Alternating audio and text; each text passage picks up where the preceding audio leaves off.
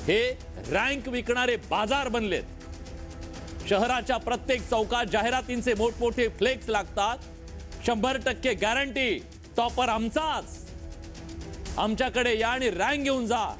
जणू काही शिक्षणाचा सेल लावलाय यांनी। जो सामान्य माणूस राब राब राबतो, आपल्या मुलांसाठी पोरां बाळांसाठी स्वप्न पाहतो, जी आई आपलं दागिने सुद्धा गहाण ठेवून आपल्या पोरांना शिक्षण द्यावं असा विचार करते।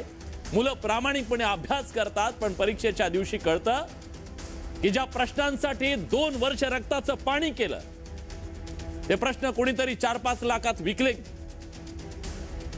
एकेकाळी शिक्षक समाजाचा मार्गदर्शक मानला जायचा, आज काही ठिकाणी तो शिक्षण व्यवस्थेतल्या दलालांच्या साखळीचा भाग बनलाय का?